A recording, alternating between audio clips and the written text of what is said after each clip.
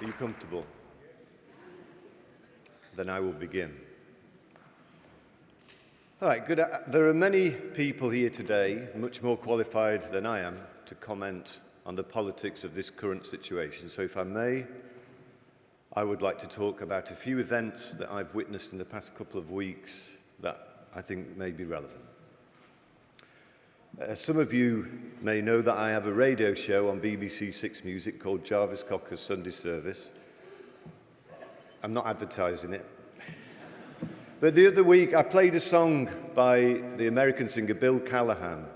It was a cover version of a Mickey Newbury song called Heaven Help the Child. And during the course of that song, one particular line in the lyrics leapt out at me, and the line was, "We're all building walls, they should be bridges." And I would like you to keep that line in mind over this next 10 minutes. I promise not to go over 10 minutes.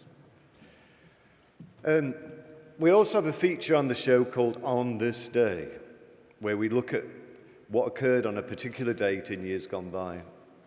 And whilst I was researching the show broadcast on the 30th of April, I came upon an event that took place in 1517 here in London called Evil May Day. So let me read you some of the Wikipedia entry on that, and yes, I have confirmed this through other information sources. So Evil May Day, or Ill May Day, is the name of a riot which took place in 1517 as a protest against foreigners living in London. Apprentices attacked foreign residents. A mob of more than 1,000 men congregated on Cheapside and moved through the city, looting and destroying all property they suspected to belong to foreigners.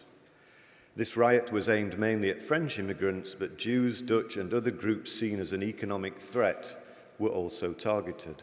Some of the rioters were later hanged, although King Henry granted a pardon for the remainder following public pleadings from his wife. So in 1517 at least, this was seen as unacceptable behaviour.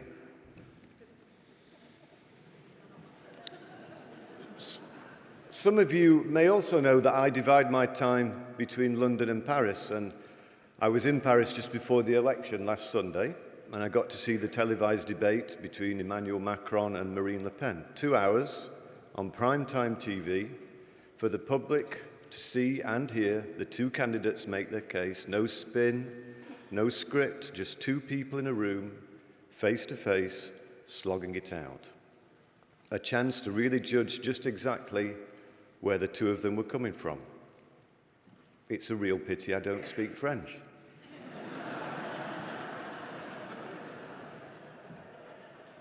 But seriously, I am told there is no chance of such a thing happening in the run-up to this UK election on June the 8th. Why is that?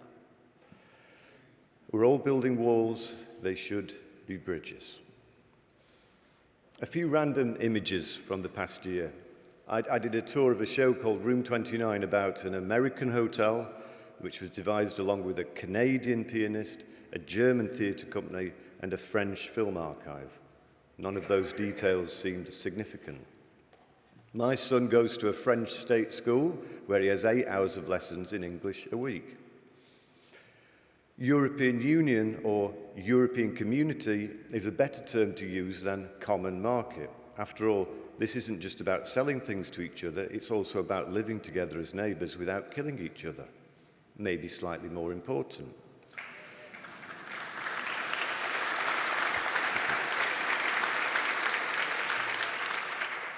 I contributed a video to a pro-Europe march in July last year. Maybe some of you went on that. And in it, I pointed at a map and repeated the phrase, "Britain is part of Europe," over and over again. Some people poked holes in this nuanced political argument by pointing out the existence of the English Channel. Okay, I guess you could argue with that statement geography-wise if you wanted to be picky. But Scotland is not part of the UK. I'm sorry, but the map is not letting me down on this one. We're all building Hadrian's walls. They should be bridges. Now, before I divided my time between London and Paris, I used to spend all my time in Sheffield, a post-industrial city in the north of England. and I was up there to see my family a few days ago. Sheffield voted narrowly in favour of Brexit, and as you can imagine, this upset me. In the aftermath of the referendum, I've seen it said that the reason that places like Sheffield and Sunderland voted the way they did is because people up there are not as well educated as people down here. As if everything would have been all right if only we'd all been to university. Now, I know that to be untrue, that there are many forms of intelligence other than those that can be measured academically. I grew up and was nurtured in such a background. But I do know that the tuition fees introduced in 1998 have essentially cut off the route to higher education for people from my background, especially for people studying airy-fairy subjects like art. The degree of social mobility that I benefited from is a thing of the past. People feel trapped, and when they feel trapped, they lash out. They do what they feel the powers that be don't want them to do. F you, I won't do as you told me. Another catchy line from a song. But every parent recognizes that mindset. It's basic human nature, the desire to do exactly the opposite of what you are told to do. Demonizing a sector of society because they didn't receive the right kind of education is as bad as demonizing them for being the wrong race or religion. It's dangerously divisive, and it's just not true. There is no us and them, goodies or baddies. There is no wrong type of person. There's only one type of person, a human being. In all our fallibility, in all our glory, we must not forget this. It's kind of the whole point. My other day job, being a musician, has a role to play here. Music crosses boundaries, bypasses entrenched positions. You don't have to think about dancing. And people dancing without permission has historically been a thorn in the side of repressive regimes. In 1930s Germany, for instance, a group of young people called the Swing Kids irritated the hell out of the ruling Nazi party by taking their swing records, denounced as degenerate because they were made by black people, and playing them in secret in basements. They weren't just dancing, they were sticking it to the man. And they accidentally invented the discotheque in the process. The most impressive thing I witnessed in the aftermath of the November 15th attacks in Paris in 2015 was the way people were back on the streets, going to bars, attending concerts, mere days after such a horrendous event. They instinctively realized that giving in to fear and giving up their way of life, or nightlife if you like, would have been to admit defeat. Fear makes people cling to what they have. But we all know that the tighter you cling to something, the more it runs through your fingers. Fun, on the other hand, makes you put your hands in the air like you just don't care. So, ladies and gentlemen, the resistance starts here, and its slogan is fun, not fear. Could you repeat that for me, please? Fun, not fear. A little bit louder. Fun, not fear. Now, it may sound trite, but it's true. I'm talking about proper entertainment for all but those who would seek to rule by fear. They're not getting any. And I'm thinking here about how no one would play the inauguration party of a certain president across the other side of the Atlantic. How long do you think that elusive, mythic 1% will be able to hold out when they realize that the best they can get for their event is a boys' own tribute band? That is true resistance. That is how you bring people back into the fold, and that's what needs to happen. Brexit doesn't mean that this is a xenophobic country, and we have to make the rest of the world realize this.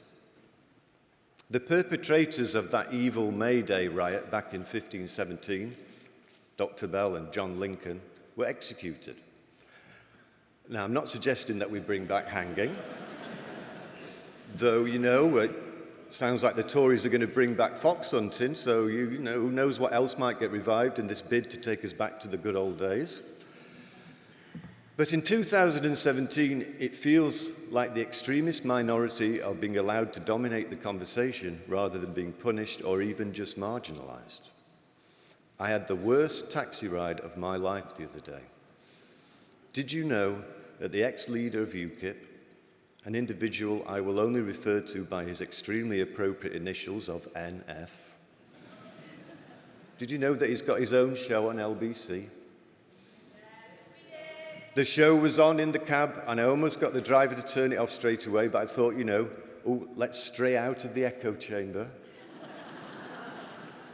I have to tell you, a very uncomfortable journey, terrible microphone technique for a start, but it was the fact that his hateful rhetoric was even on the airwaves in the first place that really took my breath away.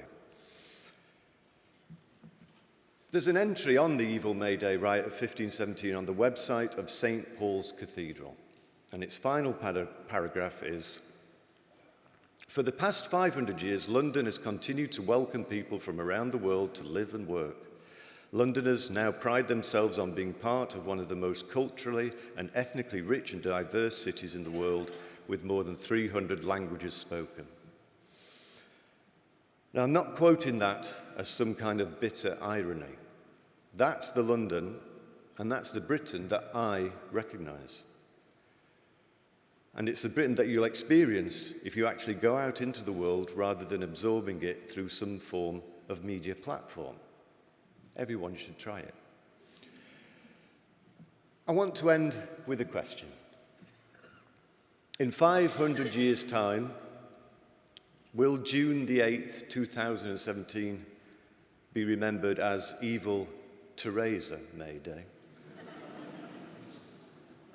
The day when the marginal outcome of a referendum, which, as you heard earlier, may have been covertly influenced by malign outside influences, was finally set in stone. Those stones haven't been laid yet. We're all building walls. They should be bridges. Why not call off this fake election and have a public inquiry instead? Think about it. Thanks for listening.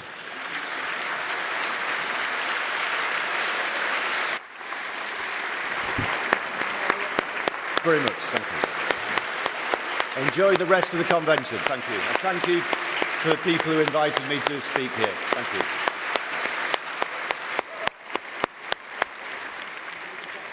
Love that. Thank you.